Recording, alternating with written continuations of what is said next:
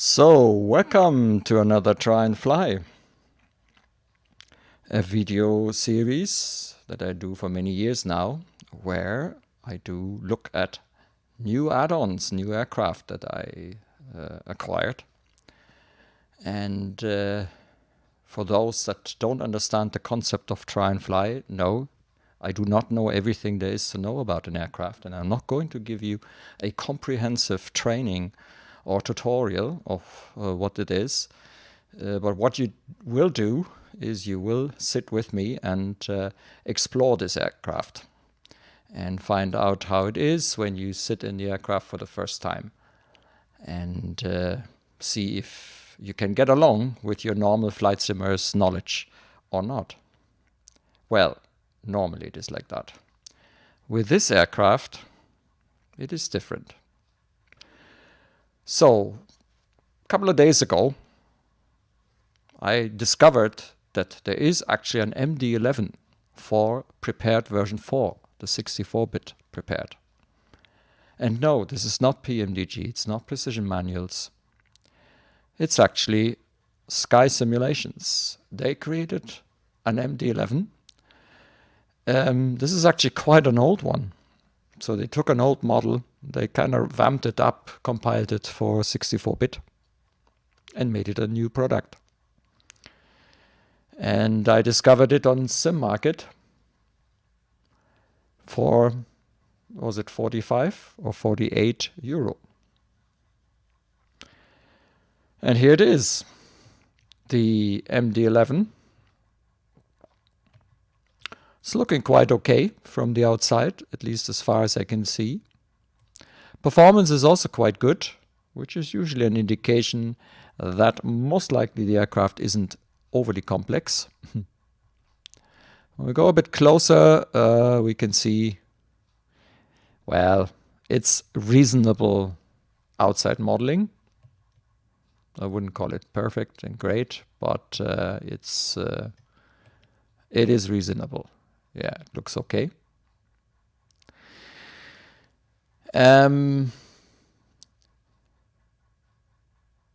Maybe I should get this out of my circulation right away at the beginning. I'm not quite sure how often I've repeated recording a Try and Fly session. So this is not Try and Fly anymore. This is like Groundhog Day in the meantime. Fact is that I had so many difficulties flying this aircraft and getting to grips with it, with the Autopilot mainly, that I was almost giving up on it. But being a stubborn old flight simmer, I decided not to do that and to continue pushing for it and to continue and try and make it work. Okay. One of the things I needed to do is I needed to actually modify the aircraft configuration file of this airplane. Why? The main problem with the Autopilot, the main issue I had, was that the trim effectiveness for the elevator trim was not sufficient. It was on a value of 1.0, which just didn't work for this aircraft. And by the life of me, I cannot understand how the developers can issue an airplane and issue a fix, because shortly after they issued it on October last year, they also gave us a service pack 2.1. A service pack that I downloaded from their website and I couldn't install because it was a corrupt install exe file. And I used the email address support@skysimulations.com or something like that, and there was no answer. So I kind of given up on it, getting an update. Then I discovered that there's another email address on SimMarket, something like vans@skysimulation.com. So I used it. I asked them for a copy of the 2.1 that works. They told me that it basically downloads okay. That's not what I asked anyway. But they gave me another copy on some file. Was it Dropbox or something? I downloaded it. It was 8 megabytes or so larger than my previous one. It worked all right. It stalled something. It made some corrections, supposedly. But to be honest, it didn't feel different one bit. It made the same problems that I had from the beginning. And I finally discovered that you need to go into the aircraft configuration file and you need to edit the elevator trim effectiveness. And the value for this is normally 1.0, and I vamped it up to 1.5 in the meantime. So I tried several settings one by one. And I'm going to show you in a moment why I needed to do this and what effect that has. Because otherwise, you will be only flying this manually, because the autopilot was useless. Now, there are three actually, but 3 videos available, because I obviously researched around YouTube in order to find out more. One video was comparing the PMDG MD-11 with this year.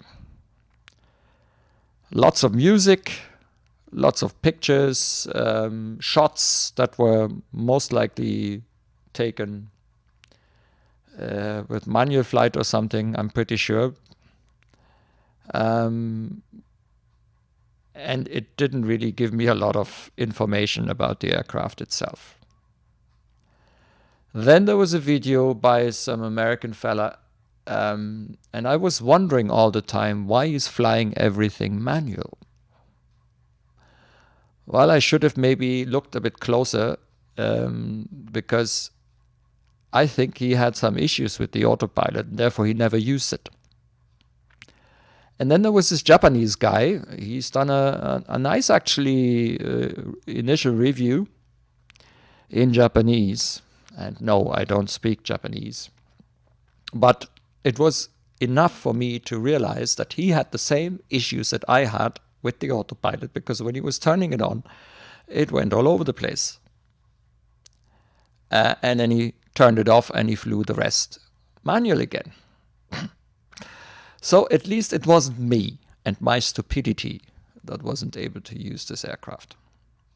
So that's where I was standing. Now there's one issue left, and I hope that in this video I'm managing not to get this issue, and that is I'm stalling shortly before landing and crash. The thing is, the speeds, I somehow managed to get under a certain speed, and then no matter how much I move these throttle levers forward, it takes far too long for those engines to apply enough power so that you're getting out of a almost stall. So you have no chance if you reached a certain speed, even by accident, or forget it. Once it is getting close to that stall, you will not be able to get out of it anymore. At least I wasn't. No matter what I tried. I gave full power. I tried not to climb, and I was just flying away. And the time when it actually starts to give you a stall warning, you're already on your way down. So you're not getting that stall warning before things go nasty. No, you get it when you're already on the way down and you have no chance of recovering. Which means that I'm going to try and use higher speeds now on the approach. So it's out of the way now. Let's concentrate on what you get for 48 euro. What do you get for 48 euro otherwise? Well, you, for example, get the new Coronado Falcon 50 business jet. Very nice model. There's an FMC. Okay, I mean, the Coronado FMCs, they aren't great. But I shall show you in a moment what FMC that this thing is supposed to have looks like in this MD-11. Right, and with that, let's go into the cockpit. By the way, this thing always starts with engines running, because it is so standard X-plane that it, like any other standard X-plane, if your simulator is configured to have the engines running, this thing is starting with engines running. So there's a trick that I use. I look for the submersible. There's a submersible as an aircraft. You load it, then you load this aircraft, and you're in dark and cold, or cold and dark. So that's a nice little trick that works practically with all standard-based aircraft. So the first thing we need to do is we need to basically turn on the battery. So you take off that cover and it kind of disappears. I think it's down here. Yeah. Let's go a bit closer. And then you get all these really very sharp looking indications. I mean, those things were okay in FS9 or possibly older. All right. They're not really up to the job when you buy a 48 euro aircraft. Well, that's just my opinion, I suppose. All in all, like the basic modeling isn't that bad, okay? But yeah, it's a mix. It's a mix of, oh my God, and then this here, for example. Yeah, absolute perfect. It looks almost like photos or something like that. It looks really great. And then you get in areas like this and you can't even read this here. This is supposed to be called ARM, okay? But from where I stand, I can't read it. So, and if I go closer, it doesn't really get that much better. Anyway. Next thing we do is let's quickly click this into nav mode, and then we get the kind of fire test. I think it's the APU fire test that's running. Now you have some interesting options here. If you press Shift 1, you get your first 2D window. You actually have the possibility to add a GPU, which is very loud. You can open doors, cargo doors, you can call ground services, you can call a ground crew, you can call up for some stairs, and you can also open the cargo door, which is called the main door here. There are actually two variants for this aircraft, passenger and cargo. Right, so that's a nice touch. Find it quite okay. By the way, if you press maintenance mode, all this kind of gimmicky thingies start coming out. Naja, it's okay. So I'm not sure, did they unload or load this thing here? Is there anything more happening? No. Okay. Let's go into the cockpit where you hear nothing from the external power unit. You can press on now, and that means it will attach the power now from the external power unit. We're going to start the APU in a moment, but let's still wait. Let's put on the nav lights, by the way. Yeah, and as soon as the power is established, what you see is a mix of custom displays, which look relatively okay. They look pretty MD-11G like, so it's okay. And then you get the standard navigation display from FSX, basically. Well, yeah, that's not as great, but it's okay. I mean, it is a display, and you get a route. And they claim they have added an FMC. And when you read the documentation, of which there, by the way, are 4 files, and they are kind of okay, the amount of documentation and what they have is kind of okay. It isn't great, but it's better than nothing, and it's not as convoluted and large as in some other add-ons. Because if you have thousands of pages of documentation, let's be honest, nobody's reading it. Since I had a lot of issues with this bird here, I have actually been through this documentation, which is not like my usual try and fly preparations, reading the documentation, but I was really getting desperate here. And I'm all over anything I could find about this on the internet in order to get some kind of handle on my problems. Yeah, so there is an FMC. Now that's an interesting one. So everything looked okay. As soon as these are aligned, this thing goes unaligned. Don't ask me why. It will come back when we start the engines. At least it did the last time, or when we are done with this year, I think. So FMC. Okay, looks somehow like an FMC. Let's start. We are flying from Echo Delta Lima Whiskey to Echo Delta Lima Victor. Sorry. All right. Okay. No, it's not coming back. Then, yeah, you can provide a company route, but not here. Right? You can enter a flight level like this. You can press align IRS. Nope, doesn't do anything. Yeah, and that's it. That's basically what you can do in this page. Then there's a flight plan page, where at the moment we don't see a flight plan because we haven't defined one. I think what you could do now is, let me try that. I actually haven't tried that yet. I think you can enter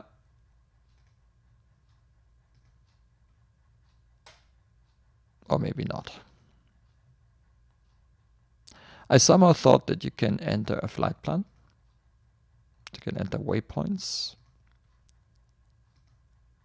Not found. Destination EDLV. So when you press, by the way, on the departure, oops, here, this is now the departure. This is unreadable, really. I mean, this is awful, right? So you press, the only thing you get is the 2 runways. Now, I have seen that in other airports, it actually shows you the frequencies for the ILS if there is an ILS approach. Somehow it doesn't work here on this airport. Could be because it's an old scenery and all that, possibly. So if I choose 27, it shows you 27. It actually says that you can select SITs in the documentation. Forget it. Not only because it doesn't work. And in none of the videos did I see anyone entering a SIT or a star in here. All right? It's not working. Forget it. Let's go to the second one. Let's also select 27 because that's where we're flying back.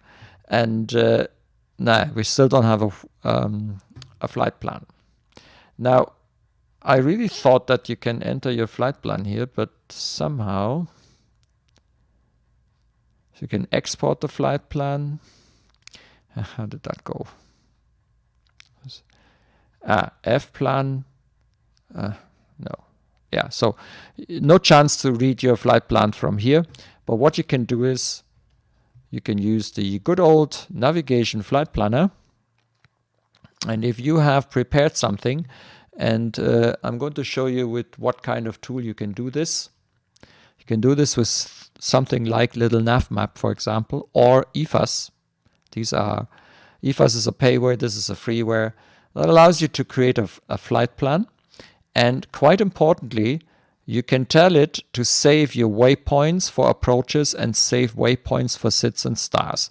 So this way, you can actually select a SIT or a star, write it down as part of your flight plan, and then save it as a normal PLN flight plan. And when you've done that, and I've done that, okay, then it is possible to select the flight plan with the standard prepared or FSX functionality. Hang on, did I select the wrong one?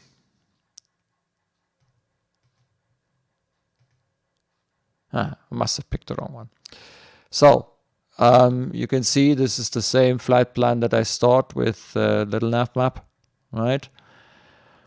And then you can say, okay, don't get moved. And now you have actually a flight plan that in theory you can follow. It's not calculating anything. Don't even expect or try. It just doesn't do these kind of things. So the only thing it does for you is show you this flight plan. Now this is actually a payware from Eric Marciano. It's called EasyFMC, and they've kind of licensed it and put it in here. But it is an extremely poor replacement for the MD-11 FMC. If someone has the PMDG one and sees this, well. And then you have all these mixes of really fuzzy kind of low resolution graphics. Some areas are a bit more higher resolution. So for example, if we go close to here, yeah, it looks somewhat better. So this is quite a mix of different qualities, let's say, of modeling here. But all in all, it's not that bad. It's relatively okay. It's relatively pleasing to the eye, and yeah. By the way, you can open the window. I always like something like that. So they put a lot of effort into things like this, so I can actually open the window. Well, why not? Good. So, where was I? Oh yeah. I've got the flight plan in there now. Not that it really has changed anything. So if I go to the init page, that's it. Okay, so there's nothing more I can do. Let's press a line again. Nope, doesn't help. I know already it will not come until we start an engine. Okay. Right, there isn't much more I can do when it comes to the flight planning. The only other thing I can do is that I start with the speeds, and what in their documentation what they say is put the speed to 250. Now that is not normal procedure, but with this aircraft you might as well just put it to 250. Let's set the heading to 272, although we can't see it yet. I can see it at least here on the mode control panel. And oops, wrong one. I'll put this to 5000. Now, if you expect that there is any kind of VNAV path thingy or something like that, forget it. We don't. You will be flying with vertical speed. Okay. You either fly in pitch mode, so it keeps the pitch that you have left it with, or you're flying in vertical speed. All these nice buttons, such as FMS speed and prof, interestingly, when the Japanese fella did his video, he pressed on this button and there was actually a click spot there. Not anymore. I don't have a click spot on FMS speed. So the only click spots I have is here. And the way this works is that when you click with your left mouse button, it goes in and then it does something. And when you click with the right mouse button, it comes out and then it does something, probably. One of the things it does when you use the other mouse button is it puts your speed back to null, or to the current speed, obviously. So I need to enter it again, 250. Same is here. When you press, it's supposed to make some changes. Because we're on the ground, none of that is going to be reflected. Also probably because we are still in this weird alignment thingy mode, whatever. Same here. Okay, you press, and when you use the right mouse button, then it actually sets the altitude where you are at the moment. So you need to be careful with your mouse. Now, mouse, apropos mouse. In many add-ons, and here by the way too, you can actually use your mouse scroll wheel. Problem is that in many of my views, I allow the mouse wheel to do zoom. And then using the mouse wheel here is a pain in the butt. So I've created this view, which is kind of an IFR view.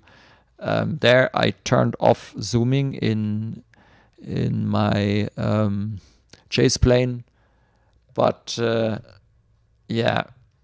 Otherwise, you use the keys, the buttons on your mouse, left button and right button. Now, I don't know about you, but in the PMDG, I think, and in other add-ons, what they do is the direction of the turn of the button, of the knob, usually is linked to the button in the same direction. So in other words, if you want to move your button to the left, you use the left mouse button. When you do it to the right, you use your right mouse button. Right? No. Exactly the other way around. And it was driving me nuts at the beginning. I'm sort of starting to get used to it. I still do it wrong, more often than not.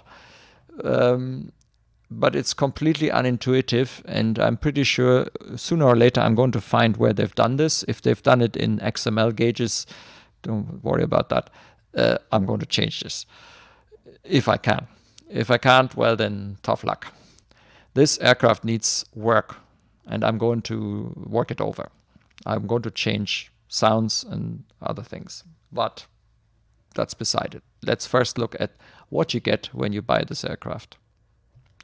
Now here's the usual stuff for the navigation display. We can't look at it right now. We're going to look at it a little bit later. Okay, so basically there isn't that much more we can do, so we might as well get ready here now. So to start the APU, you have two ways. Either you use the start-stop button, which I've done now, or you press on the APU power button. I think it's like that in the real thing as well. And it will drive up the APU. And in theory, oh, by the way, there are 2D displays. Why did they not just make 3 individual displays that we can move around? Nope, they've done this clunky thing. Well, so be it then. Let's see if we can see the APU firing up somewhere. Where would that be? Ah, here it is. So here you can see the APU RPM starting up. Not that you hear anything in the cockpit, at least I don't. But we can go outside. The only thing I can really hear is the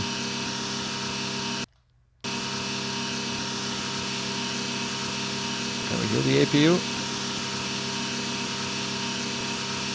I don't think we can hear the APU. So let's see. APU is 100% RPM, EGT 65. We are available. I'm activating it. I'm turning on the external, off the external power. Then I use and I disconnect it. We are now on the APU. Let's have a. So I think that is now the noise of the APU, which is a bit less than the sounds. By the way, yeah, they don't convince me. And in here you hear nothing. although we have the windows open, by the way. So normally you would really hear your APU making noise there in the back. Let's close those windows. I think we have got enough fresh air. So since we have APU now, we can continue. By the way, turn these off so that they're all in the arm position.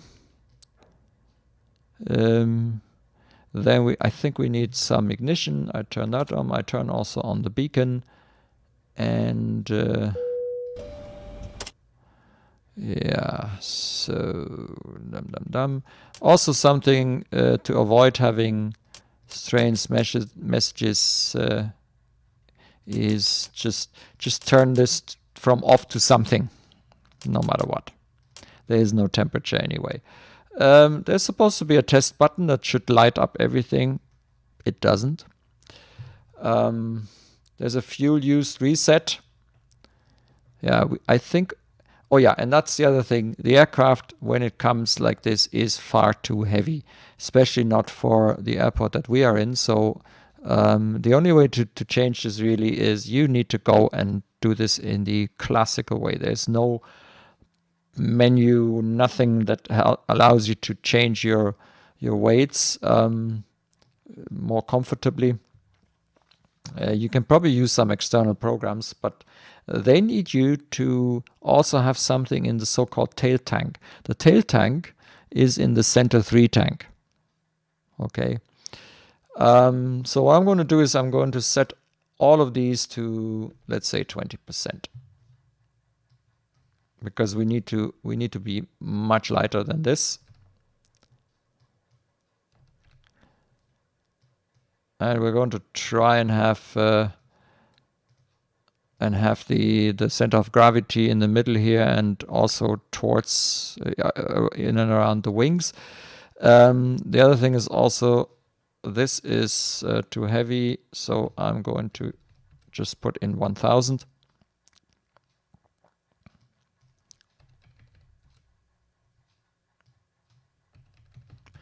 I'm going to make it relatively light. And I'm trying to kind of keep this here in this area, the center of gravity. Okay. So that still leaves us 23.2 tons of fuel, but we're not as heavy anymore, and that means we're not going to have as much difficulties. Since I have changed the trim, make sure that you get it into the green. See this here? Okay. You need to have this somewhere in the green. Where exactly? Don't ask me. As long as it's green, it's okay. So this is not a study level thing that where you need to be sure what you're doing. You just set it, make sure that it is green, and you'll be sort of okay. You also need to make sure that, yeah, okay. You can do this, by the way, also here, right? So this is the lever. The other thing you need to do is you need to set the flaps. So I usually select the dialer flap 22, and then later on we're going to move the lever here into this area where the dialer flap thingy. So it's kind of working. So they've implemented this.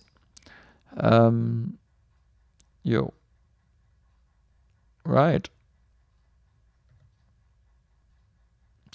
So APU bleed will turn on. Not that you hear any kind of ventilation sounds or something like that. Nope. It's all off. But that should hopefully be sufficient. Yeah. The other thing is they kind of do as if they do the system modes, because the MD-11 is a strange bird. It has highly automated systems, but you can put them into, this is supposed to be called manual here, okay? They didn't even have the logos to fit your button. It means manual. If it does change anything, I have no idea, because I can't see really a big difference in behavior when I turn this on or off. Same here, by the way. Okay, so just leave it as they are. Don't try and be complicated here in this aircraft. There's no point anyway. Okay, so pushing back at this airport is no use. So what I'm going to do is I'm going to use Shift P. GSX doesn't really know how to push back properly here, and I haven't actually tried it yet. And in order to start the engine, you click on this and you wait until your N2 is at 15, then you bring up the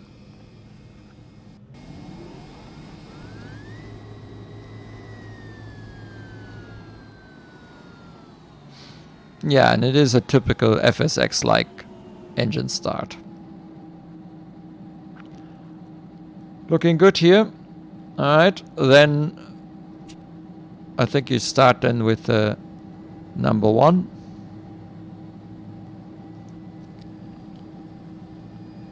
$15,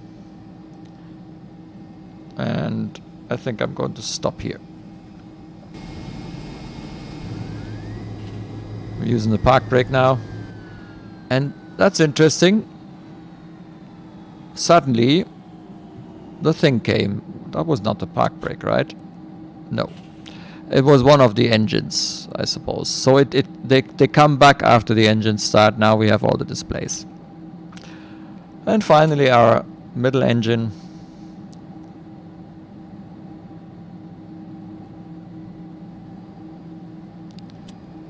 We'll put in the fuel. And I don't know how much you can hear of the engines, but they're not very inspiring. They're not the best sounds.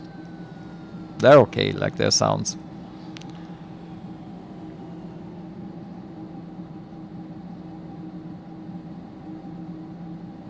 Okay, we're done. By the way, here you can do the plan mode, map mode, VOR mode. TCAS can be turned on. That's approach mode. Okay, so you can switch here. You can, in theory, you can select VR1 and VR2. I'm not even sure if, because I don't think it's showing anything here. I'm not sure what this is supposed to be. 180 degrees, 0 nautical miles, WRB. Yeah, that could, maybe our frequencies aren't set. Oh yeah, by the way, frequencies. You do that here. That's probably these two here. So our ILS is 110.70. I'm going to put this here, 272. And 115.50 is our DME at Niederrad.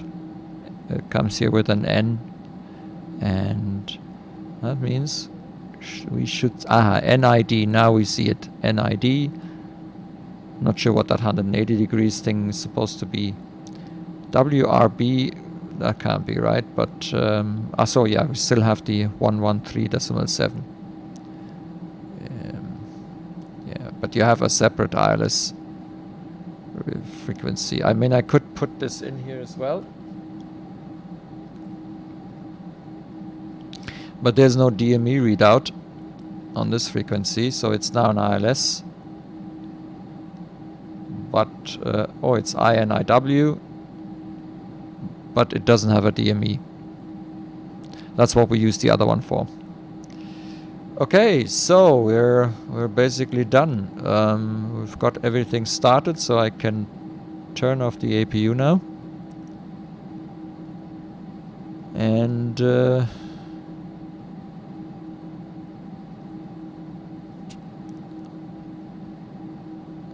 oh yeah, we need to bring the flaps out.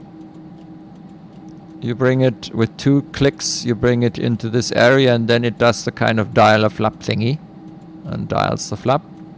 Okay, the auto brake, by the way, this is not a switch to click. This is a to drag, you know. The only one in this aircraft that you cannot use normally. So again, not a completely coherent way of doing this. And by the way, we forgot to close our doors, so let's get rid of all this here. Was a little bit too fast now. Yeah, go away, quick. And parking brake. Oh god.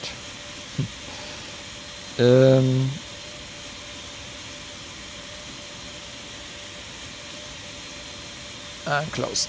Okay. I mean, they did code all these warnings here, so there's quite a few messages coming up. That's not bad. So it's not completely standard. There's a lot of modifications in here. It's just not... Don't even think about the PMDG when you see this here. You're not even close to it. Okay, with this. Okay. Yeah. Oh yeah, I remember. That is a problem.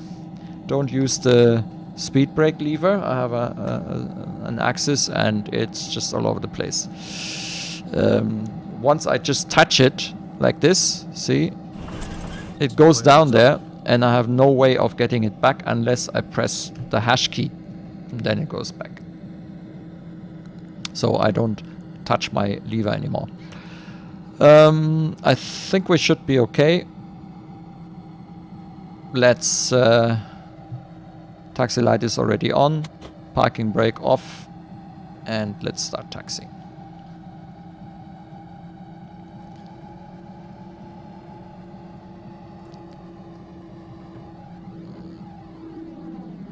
Now there was an interesting switch here. I've seen this with the Japanese fella.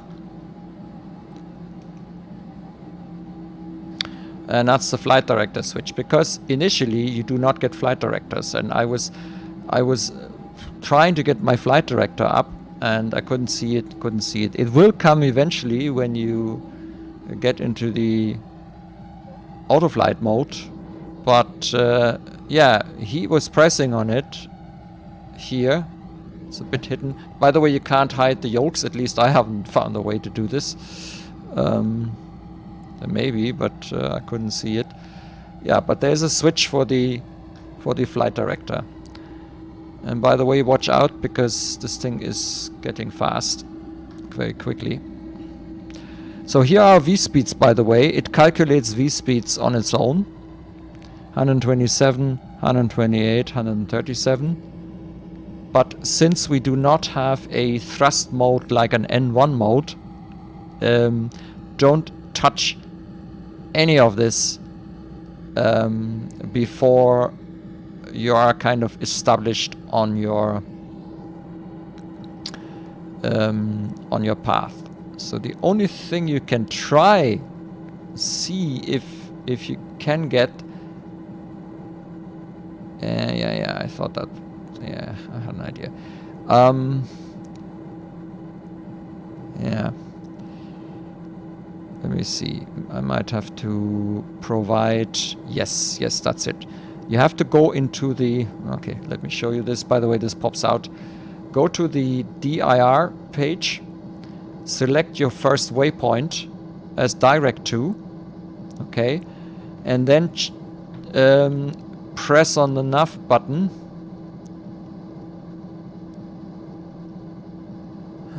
And it still doesn't work. It's driving me nuts. Eventually, the nav mode will switch into something that's called, well, different to what we see here. So at the moment, it seems to be stuck on this takeoff mode, and it will not switch to the mode that we need for our flight plan. It will work then later on, so you best make sure that you have heading. So that's correct. We have the heading, we have the altitude, and actually what I tried the last time is that I already... Oops. Yeah. That I already give a vertical speed here, an initial, in the hope that it would give me some flight director input. Here it's in this takeoff clamp mode and in pitch. Auto thrust system is off. Again, you can press as much as you like. It will not change. It would stay in this pitch mode. Okay, so there's nothing you can do. Just live with it, basically.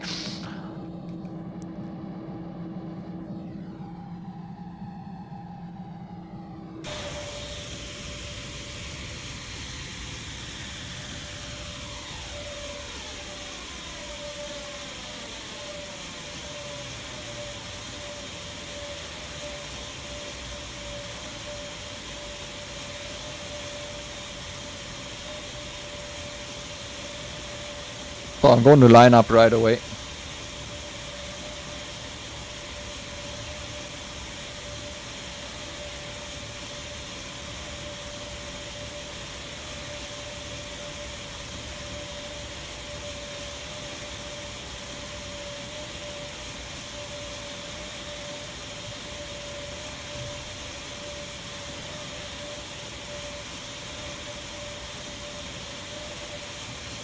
Okay. Now, don't even try to take off with auto throttle. It doesn't work, right? I'm through this. I've done it a couple of times. I try to make a somewhat normal, what I'm used to in other jets and add-ons takeoff. Forget it. What you do is the following: put your foot on the brake or something, and then move your throttles forward and bring it to about 92, 93 or something. Somewhere here. Okay. And let loose.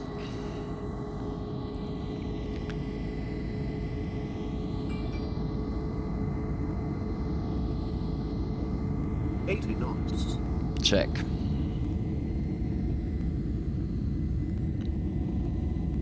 Rotate V2.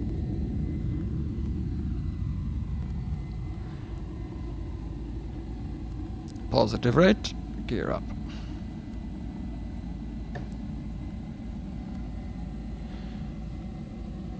Gear up, no lights.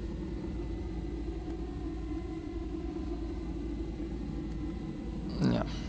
And here's the problem now. It just, you can't switch into the nav mode. So eventually I will actually I'm going to go a little bit down now and bring the flaps back one step. So let's oh yeah, we're getting too fast. And now I'm activating auto flight because the auto thrust only works when you have your autopilot on. We're now in pitch mode, okay. So I'm going to use vertical speed mode now, 1400. And I'm going to try and get this thing into nav mode somehow.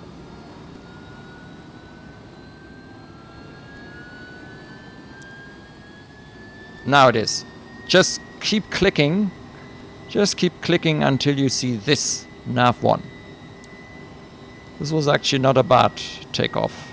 Far better than previous ones. And flaps in. Laptop.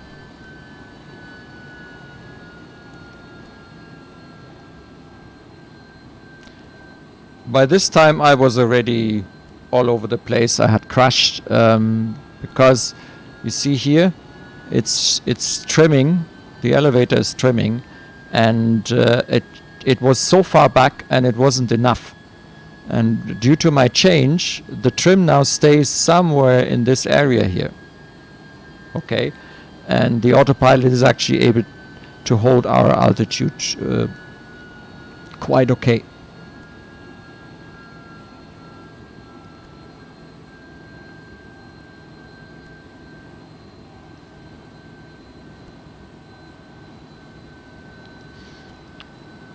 And once you've managed to get into this nav1 mode, as I say, I just keep clicking on this nav button. Eventually it will switch into it. Not immediately, not in a consistent way, just eventually. Okay? So eventually now we are actually on a good way. We're okay. So we're on 250 knots. We seem to be following our programmed route. We're on our altitude here, cruise altitude. So currently it looks actually quite okay. And I realize the APU is still there. I think I might have to press this button in order to shut it down. No.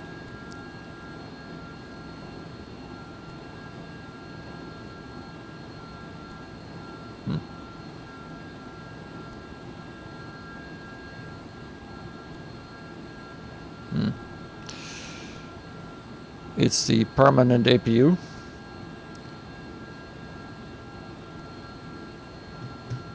Well, in theory, we should be able to turn it off. Don't know, maybe it turns itself off. Who knows? So, looking good. It's keeping the route. The engine sounds are... yeah. I don't like it. But that's personal taste.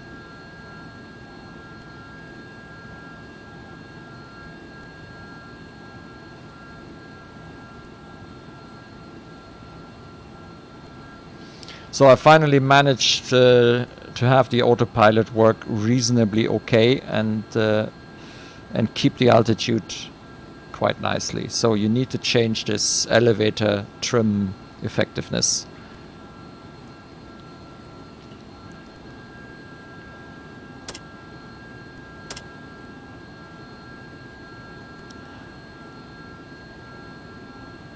Okay.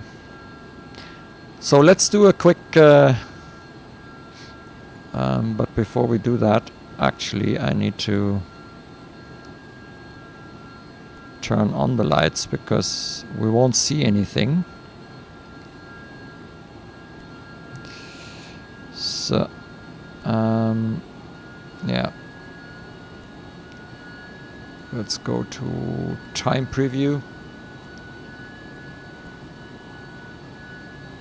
And let's switch into the dark. So that's the lighting. It's okay. I'm not sure that that's a realistic night lighting for an MD-11, but yeah, it's okay. So you can actually turn this down.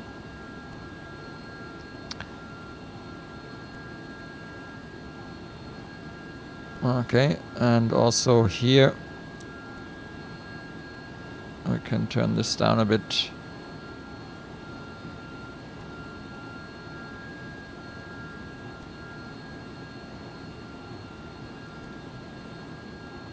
Where's the flood? I probably not used the right ones.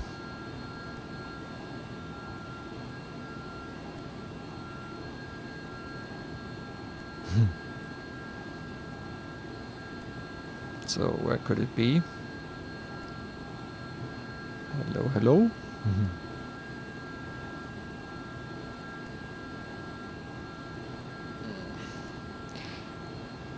Yeah, by the way, the dome light switch, don't ask me how you use this one. I mean, it does something, but there's no change, okay? So the light's there. It's on. No matter what I do. Let me see. Is that... no. That's the overhead, and that is... panel.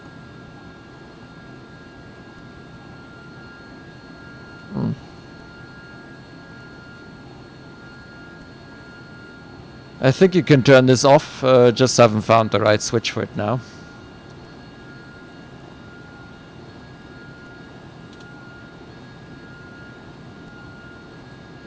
the other ones are not. The thunderstorm thingy doesn't work either.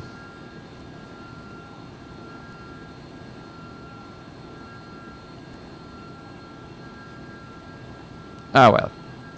Let's go out of night mode. So you have a somewhat okay night lighting. It's not great, but it's working.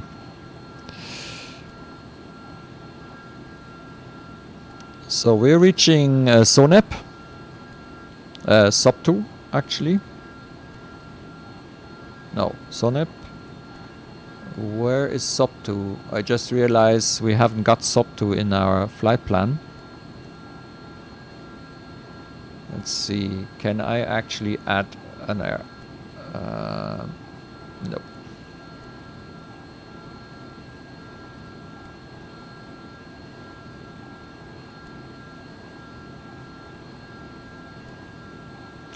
I don't seem to be able to enter another waypoint.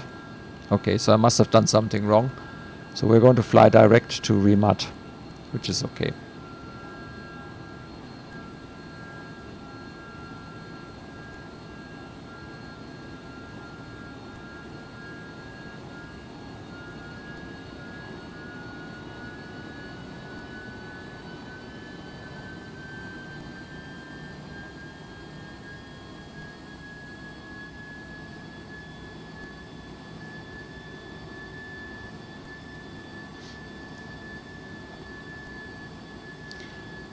So far it's working quite nicely. What's this button doing?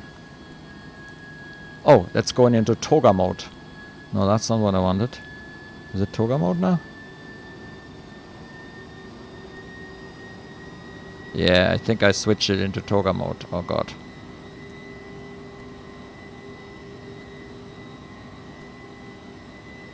Ah, okay, so you can press this button and you get into toga mode. I didn't know that. Overlooked that.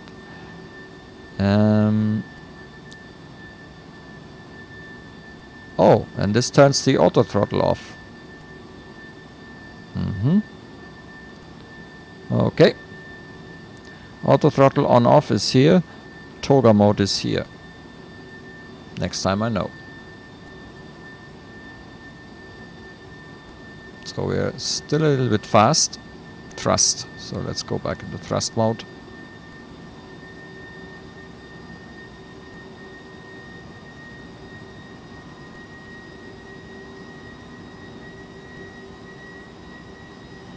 Don't accelerate, my dear.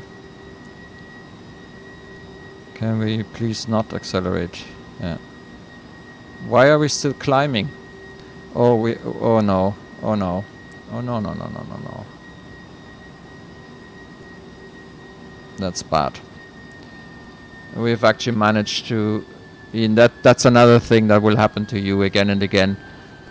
Suddenly the autopilot loses focus. So if you mess around like me just now, better not do it, okay? Because it loses its focus. So we need to now descend back to 5,000.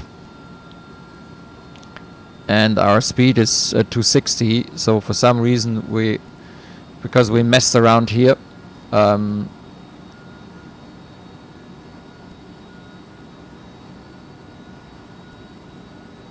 is it coming back? I think it's coming back, yeah. Okay. It's going back to 250.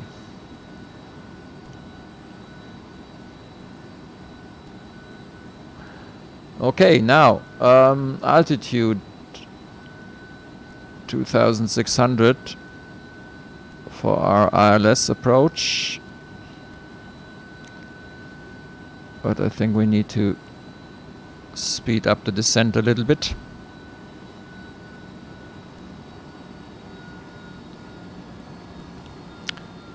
And I'm going to reduce the speed to 240.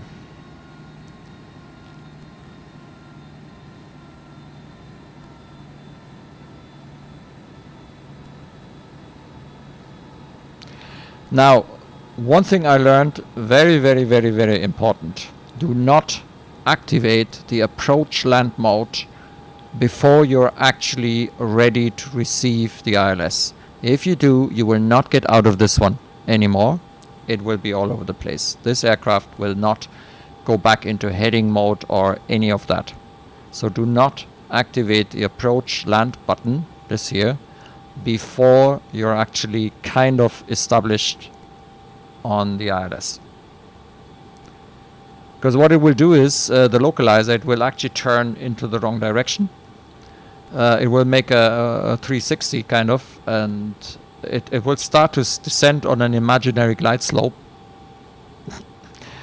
And everything is completely messed up once you're in that mode. Happened to me at least 3 times already. So do not touch this button until you're basically established on the ILS.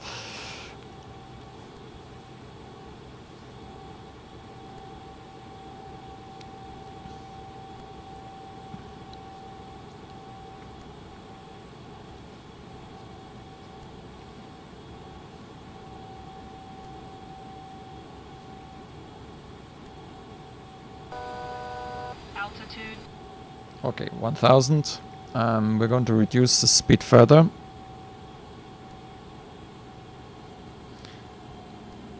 And I'm going to set first stage of flaps. 2500. Oh, this is rather fast here. Okay, let's bring this back a bit.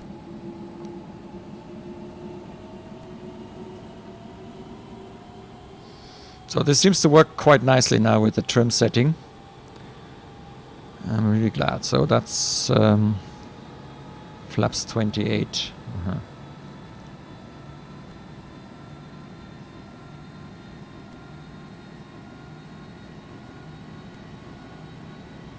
So we're approaching Remat now. About 9 miles from Remat. In theory it shows you this here, okay. It's hard to read. Unfortunately, this is so standard FSX. It isn't really very helpful.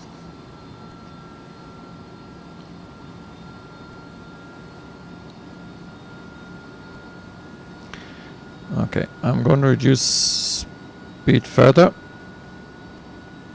And next stage of flaps.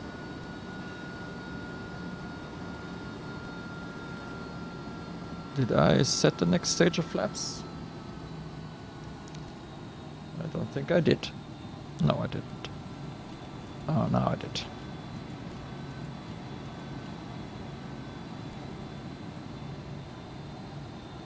So we still can't see the ILS. And the reason why I'm reducing is because we need to get slower. Because otherwise we'll overshoot and it's very hard to get back. Next stage of flaps.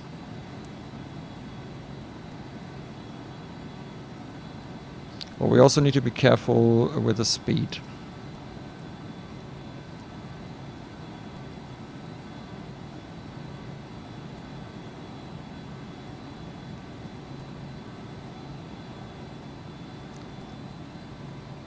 Yeah, so that's INIW and we are 12 nautical miles from the airport.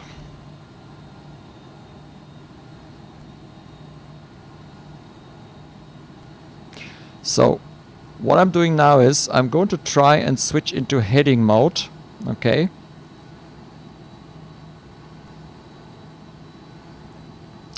Into heading mode, and I'm going to use the heading to get myself aligned for the ILS. Don't try to use the nav mode, it will not work. And you will also not be able to get into the VOR1. I didn't manage to get into the VOR1 mode. So gear down. And then as soon as we can see, here is now Gear down and the localizer. here's the glide slope, and I'm going to wait until they start moving.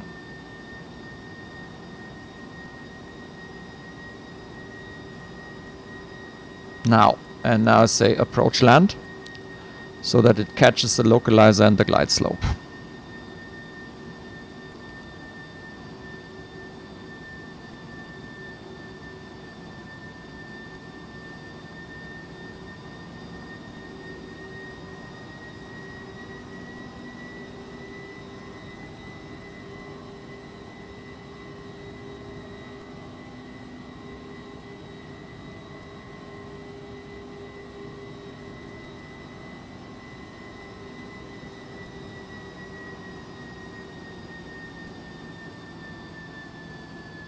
So I'm reducing to about 160, next stage of flaps.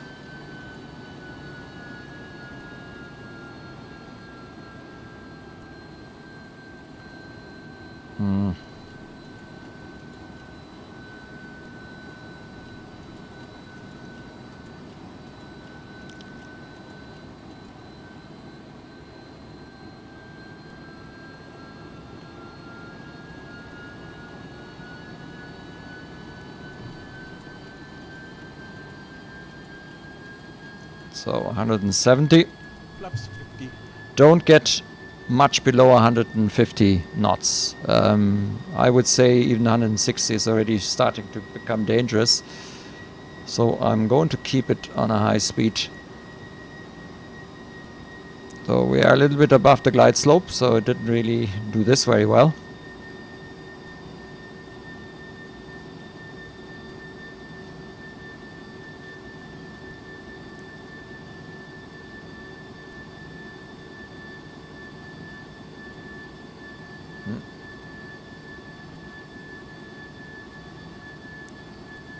Okay, we're getting back. So I'm turning autoflight off now. Autopilot. And I'm also turning off the auto thrust. I need to probably... So, and now I'm trying not to get too slow. 500.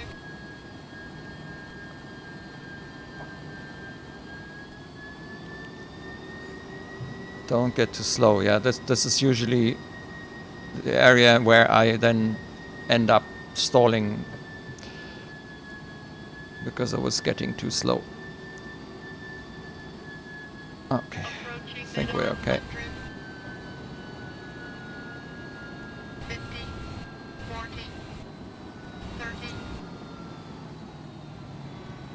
20, 10.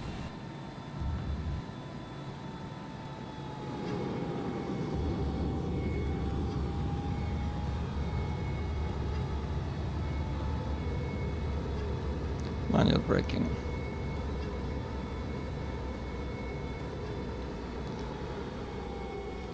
Okay, so with all these lessons that I learned, I finally got a successful landing, and thank God it was when I made that video. Because I would have hated to do it again. Okay. Yeah, so you see, if you... once you get used to it and you know the little idiosyncrasies of this aircraft, you can get along with it quite okay. But to be honest, the price I paid for this, no, I'm not happy about it. I also don't like the sound, and I don't like really the avionic. Now, I have two things. First of all, I got myself a long time ago a Tss Sound Kit for the MD-11, which happens to work also for this aircraft. And also for a very long time, I got the integrated SIM avionics, which used to be for FSX and FS9. And last year, the developer has actually made it prepared version 4 compatible. So I have started to modify myself this aircraft, and I'm going to quickly show you the version where I got the integrated sim avionics and the new sound kit. And it is this one here. That's the only one I have modified so far.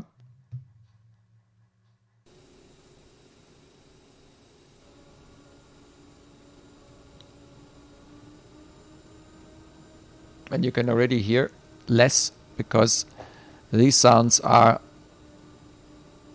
slightly less. So I'm going to use the volume mixer and bring up the sounds a bit.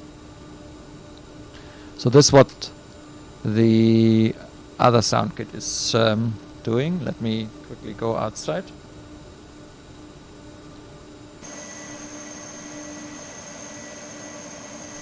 I hope you can hear it.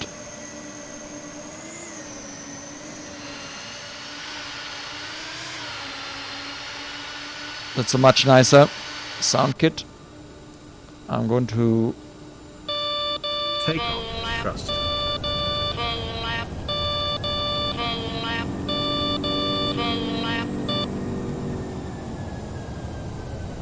So that's what it sounds with this sound kit. That's the reverses. Yeah, and there are a couple of other sounds in this kit, and they happen to work with this aircraft out of the box. You can still get this one, and it's not that expensive. It's about 15, 12, 13 euro. So if you're really serious about this and you want to keep it and make it work, that's one of the extensions that I put in, and I'm quite happy with that sound.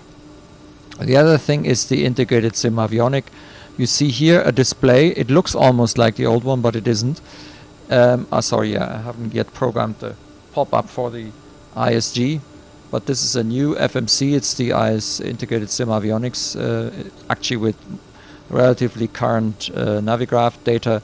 So I'm going into the position init reference airport Echo Delta Lima Victor. No, hang on, that doesn't work here. Route, yeah, to Echo Delta Lima Victor. And the big difference is I can go here, I can go to departure, I can choose runway 27, I can go via Sony 3 Sierra, and then I go to the arrival, ILS 27, SOP 21 Whiskey, remat, legs. Then I can go through here and I can clean up. I didn't put in remat. Yeah, okay. It's not perfect either, but it is much better than the strange thing that we had before.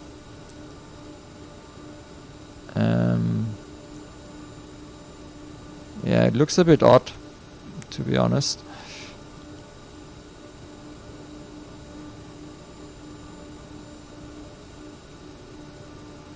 Aha. Does that look better now? It looks weird. That should actually be the runway. Yeah.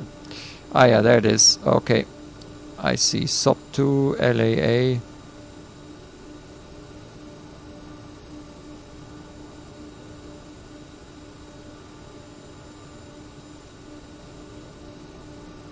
SONAP, SOP 2.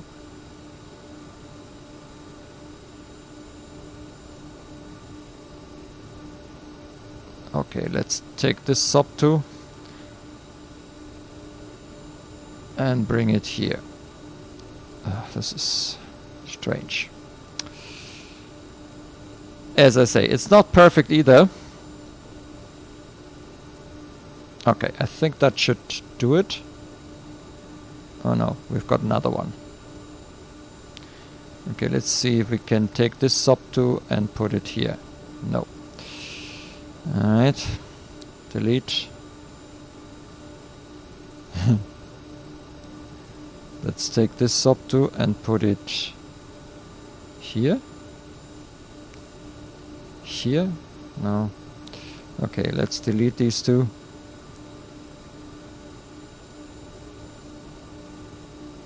And finally, we've got an app. Okay.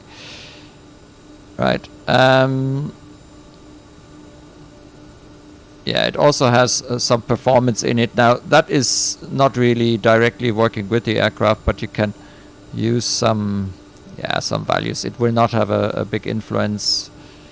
You can specify the cruise altitude, transition altitude is 5,000. So it is far more of now here. This you can forget. Like, so there is you can't enter anything, and your V speeds as well. So there is nothing you can do, but you can use you can enter some values here, but you can take it from your aircraft. And what you can see now is, okay, this doesn't work anymore, so I need to actually get myself that thing here. So this is the version for the integrated sim avionic, and you can see now the flight plan. And the difference is that this one doesn't work with this nav mode, it actually works with the heading only. So you just have to make sure that you've got the heading mode on, and the integrated sim avionic will change the heading for you to follow. And in order to make it follow, you just have to make sure that that you activate the LNAV mode. That's this one here. Okay. Now, as I say, it's not perfect. It's not exactly great either, but it's much better than what is put in here, and you can actually put in some sits and stars and have current data, and you can actually change things as well. Okay, that's it. That's all I can tell you for the moment about this MD-11. Yeah, up to you if you think that that's worth it. I think it's too expensive for what you get. Personally, yeah, I wanted to have an MD-11, and it took a long time for me to not be completely unhappy.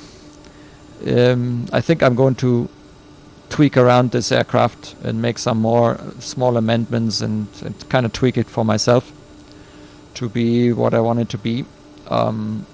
And then I can possibly make use of it, maybe in some videos or so. But yeah, 40 something euro, a lot of money, quite a lot of money for this. Okay, that's it. Until next time.